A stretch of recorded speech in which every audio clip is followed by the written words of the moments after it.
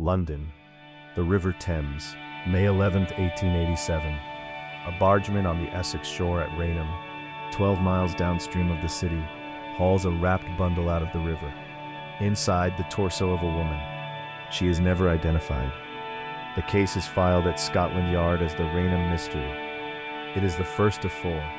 September 11, 1888. Workmen on the construction site of New Scotland Yard, on the Victoria embankment, find a wrapped bundle inside a sealed vault beneath the building.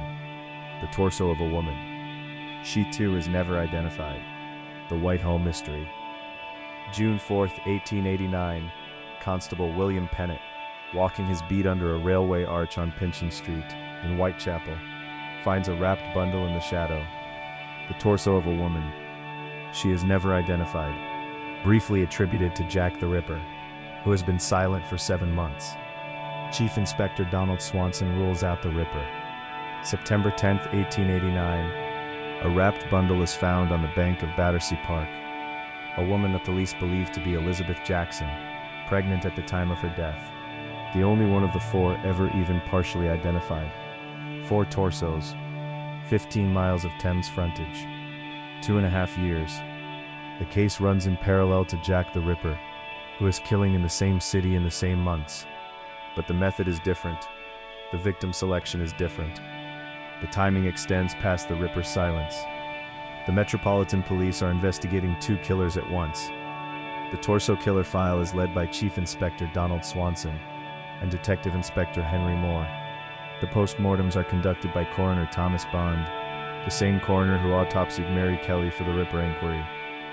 Bond's postmortems describe clean joint disarticulation, anatomical practice that some read as signs of the same hand across all 4 torsos. The torso killer is never identified. 3 theories survive the 137 years since. The first, the same hand as Jack the Ripper. A quiet phase. The Ripper had time between the canonical street murders and may have used private space for dismemberment when on-street risk was high. Both killers were active in Whitechapel in 1888. The second, a separate anatomical killer. A surgeon, a medical student, or a skilled butcher. The clean joint disarticulation across all 4 victims suggests trained hands. The victim profile and method differ from the Ripper's. The third, a dock, railway, or waterman with logistics access. Whoever moved the bundles had cart or barge access plus knowledge of London's river and rail infrastructure. The geography of the dump sites demands transport. 3 pieces of evidence. Evidence 1, the clean joint disarticulation. Coroner Bond's postmortems across all 4 torsos showed signs some read as the same hand. The same technique. This was not a random opportunist. This was not a street killer in a panic. This was someone with practiced anatomical knowledge. Evidence 2, the Whitehall Mystery. September 11, 1888. The torso placed inside the construction site of New Scotland Yard itself.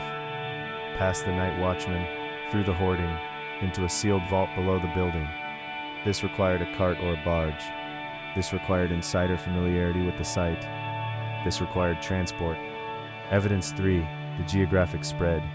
Rainham downstream on the Essex marshes, Whitehall on the central embankment, Pinchin Street in Whitechapel, Battersea west of the city, on the river.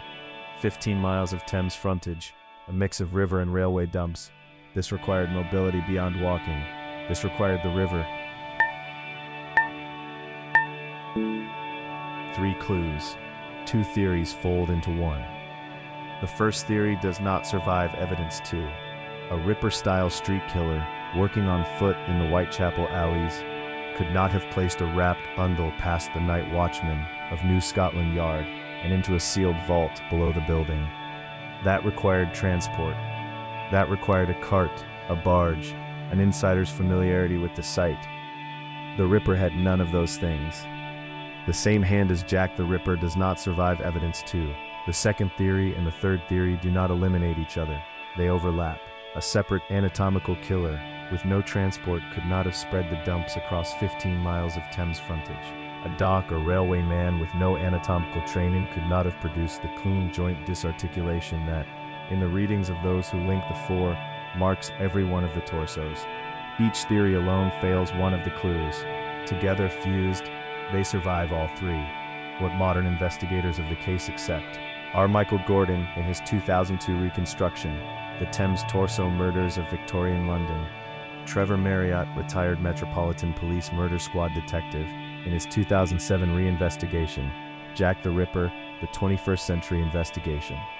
Both converge on a single profile, a single skilled tradesman, anatomical practice fused with transport access, most likely a slaughterhouse worker, a tannery hand, or a waterman.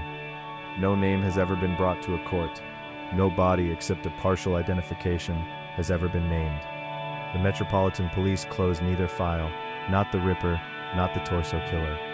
4 women, we name them as the historical record names them: the Rainham Mystery, the Whitehall Mystery, the Pinchin Street Torso, and the woman the police believed to be Elizabeth Jackson, pregnant at the time of her death.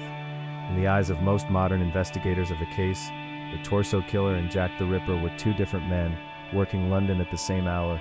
Different method, different victim selection, different timing.